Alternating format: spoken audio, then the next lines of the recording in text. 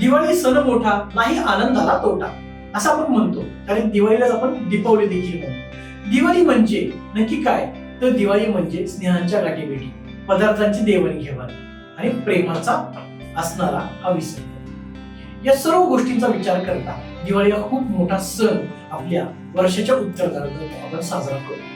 5 दिवस चालणारा हा सण, याच्याबद्दल अनेक पूर्वीपासून काही दंतकथा आहेत ज्या आपण आज बघणार आहोत आणि या दिवाळीबद्दलची गोष्टीची माहिती आपण घेणार आहोत. दिवाळीमधला पहिला दिवस म्हणजे धनत्रयोदशी. धनत्रयोदशीला आपण वेगवेगळ्या नावाने ओळखतो.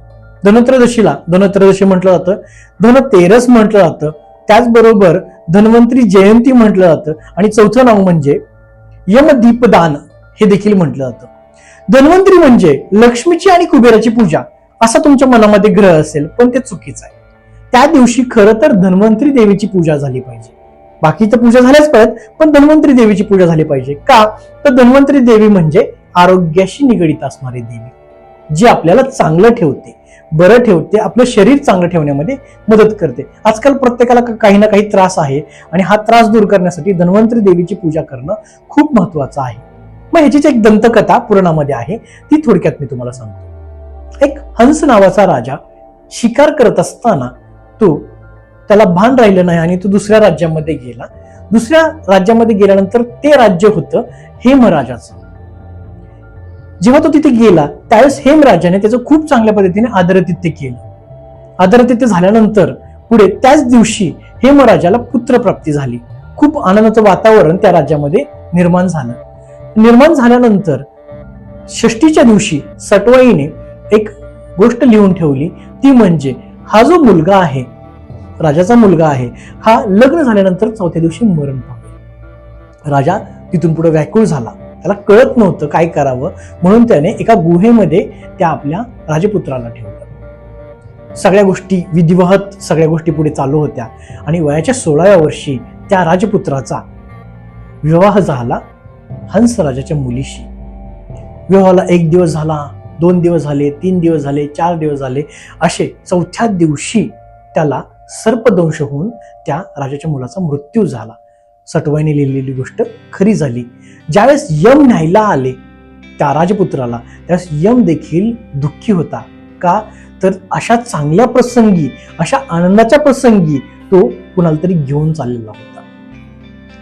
ही कथा आहे ती म्हणजे अपमृत्यूची. तुमच्या देखील घरामध्ये अशा या आनंदाच्या दिवसामध्ये कुणाचंही मृत्यू होऊ नये, अपमृत्यू होऊ नये, म्हणून आपण दीपदान करतो. म्हणजे दिवाळीमध्ये दीपदानाची पद्धत आहे, दीप लावण्याची पद्धत आहे, ही याच्यासाठी की जेणेकरून आपण अंधाराकडून प्रकाशाकडे येईल. आपण बोलतोय नरक चतुर्दशी बद्दल.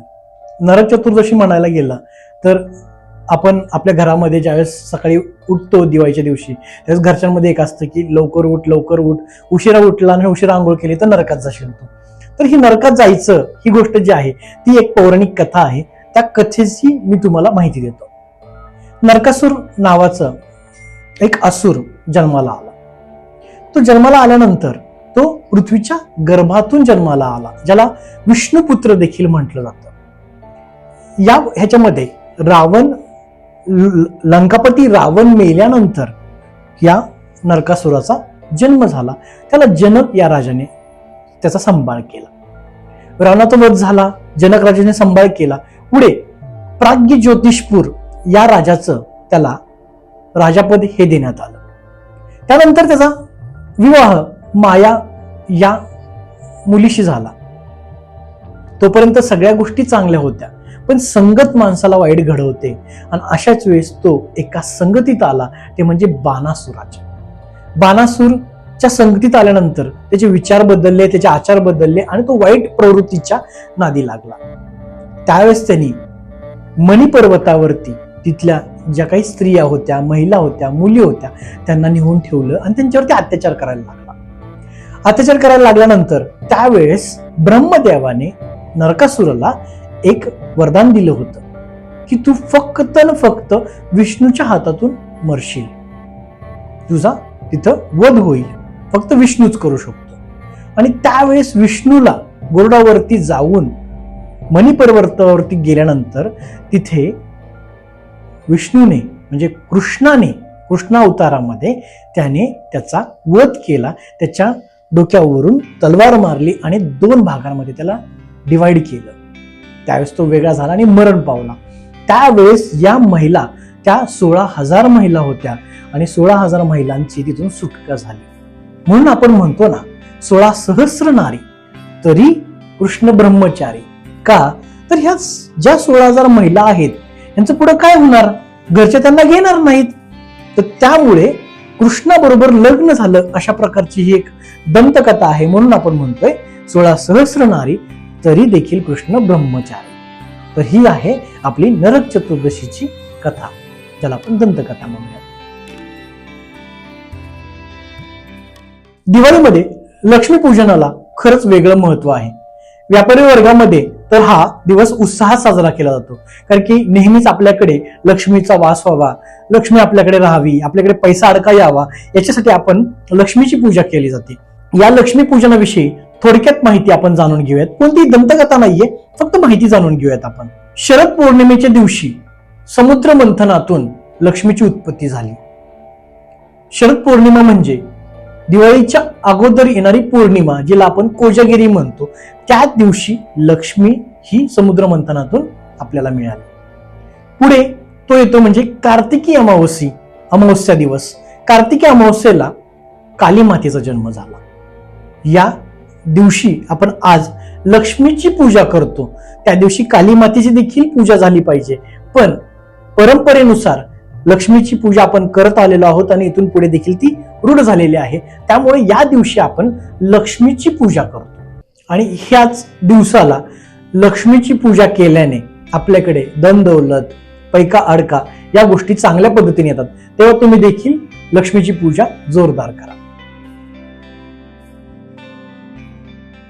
दिवाळीचा अजून एक मोठा दिवस म्हणजे बलिप्रतिपदा, याला आपण दिवाळी पाडवा देखील म्हणतो.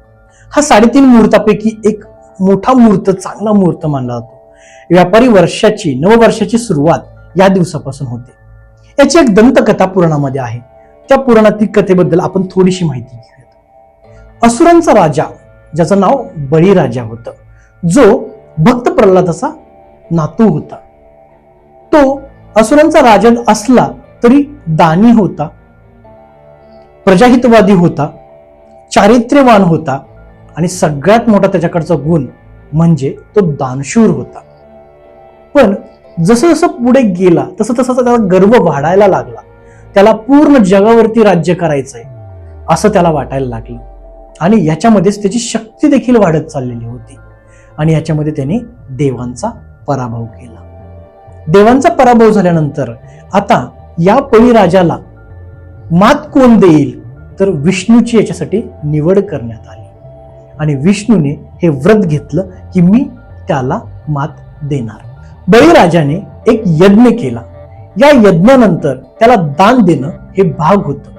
त्यावेळेस विष्णूने त्याच्या पुढे वामन अवतार घेऊन विष्णू आले आणि विष्णूने त्यांना एक दान मागितलं. ते दान होतं ते म्हणजे 3 पावले भूमी त्याला हवी होती. बळीराजा या गोष्टीला तयार झाला. बळीराजाला वाटलं की 3 पावले जमीन, 3 पावले भूमी म्हणजे अशी किती असणार आहे. त्यावेळेस विष्णूने त्यांचा अवतार धारण केला, रुद्र अवतार धारण केला आणि त्यावेळेस त्यांनी 2 पावलांमध्येच पृथ्वी त्यांच्या काबीज केली. राहिलं 1 पाऊल ठेवायचं कुठे, तर बळीराजा हा दानशूर होता. त्याने मस्तक झुकवलं आणि त्यांच्या पुढे म्हटलं, माझ्या अंगावरती ठेवा. आणि त्यावेळेस विष्णूने पायाने त्याला पाताळामध्ये धाडलं आणि पाताळामध्ये त्याला राज्य दिलं. जरी विष्णूने त्यांना पाताळामध्ये धाडलेलं असलं तरी देखील त्यांनी एक वरदान दिलं की बळीराजा गर्विष्ठ होता, पण दानशूर असल्यामुळे विष्णूने त्यांना एक वरदान दिलं.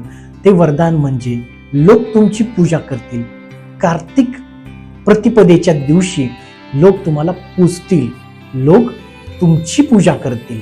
तर एक दिवस आपण ती पूजा करतो, त्याला आपण म्हणतो बलिप्रतिपदा. बहीण भावाच्या नात्याला जोपासणारा बंध म्हणजे हा सण, त्याला आपण भाऊबीज म्हणतो. जरी हा दिवाळीचा शेवटचा दिवस असला तरी हा शेवटचा दिवस नाहीये, हा खूप महत्वाचा दिवस आहे. कारण की या दिवशी बहीण ही भावाला ओवाळत असते आणि त्याच्या दीर्घ आयुष्यासाठी देवाकडे म्हणजे यमाकडे प्रार्थना करत असते. त्या दिवशी त्याला अपमृत्यू येऊ नये याच्यासाठी ती प्रार्थना करत असते. हीच एक दंतकथा आपल्या पुराणामध्ये आहे, ती म्हणजे यमराजा हा कार्तिक शुद्ध द्वितीयाला यमुनेच्या घरी जातो, म्हणजे त्याच्या बहिणीच्या घरी जातो. घरी गेल्यानंतर तो जाताना बहिणीला काही चांगले वस्त्र, अलंकार, त्याचबरोबर काही गोड वस्तू, फळे या गोष्टी घेऊन जातो. त्या दिवशी यमुनेने देखील भावासाठी काही खायला केलेलं असतं, गोडधोड केलेलं असतं आणि ती त्या आपल्या भावाला ओवाळते आणि ओवाळून त्याला खाऊ पिऊ घालते. या गोष्टीच्या पाठीमागे आपण देखील काय करतो, आपल्या भावाला बोलवतो, त्याला खायला प्यायला घालतो आणि त्या दिवशी बहिणीच्या सानिध्यात राहणं हा दिवस चांगला मानला जातो. कारण की प्रत्येक स्त्रीमध्ये त्या दिवशी देवी तत्व जास्त असतं. तिने ओवाळल्यामुळे, तिने देवाकडे प्रार्थना केल्यामुळे भावाचा अपमृत्यू हा होत नाही. आणि याच्यासाठीच आपल्या पुराणापासून आपल्या दिवाळीमध्ये शेवटचा दिवस हा भाऊबीज म्हणून आपण साजरा करतो. त्या दिवशी भावाचं आणि बहिणीचं हे नातं आणि या नात्यामुळे भावाला दीर्घायुष्य प्राप्त व्हावं ही प्रार्थना बहीण ही यमराजाकडे करत असते. ही या दिवसाची महती. दिवाळीमध्ये सगळं वातावरण हे वेगवेगळं झालेलं असतं, खूप प्रसन्न झालेलं असतं. घरामध्ये आनंद असतो, दारामध्ये आनंद असतो, अंगणामध्ये आनंद असतो. कारण प्रत्येक ठिकाणी ही रोषणाई असते. हीच दिवाळी आपण प्रत्येक जण साजरी करतो, पण दंतकथा ह्या आपल्याला माहिती नसतात. या पुराणातल्या कथा माहिती करण्यासाठीच चला बोलूयाच्या आपण प्लॅटफॉर्मवरती आज विशेष दिवाळी एपिसोड ठेवला होता. त्यानिमित्ताने आपल्या पौराणिक कथा त्यात तुमच्या समोर याव्यात याबद्दल तुम्हाला माहिती देण्यासाठी हा एपिसोड करण्यात आलेला आहे. चला बोलूयाचा या एपिसोड तुम्हाला कसा वाटला आम्हाला नक्की कमेंट करून सांगा आणि आमच्या व्हिडिओला लाईक करा, शेअर करा, सबस्क्राईब करा. आवडला असेल तर लोकांना पाठवा.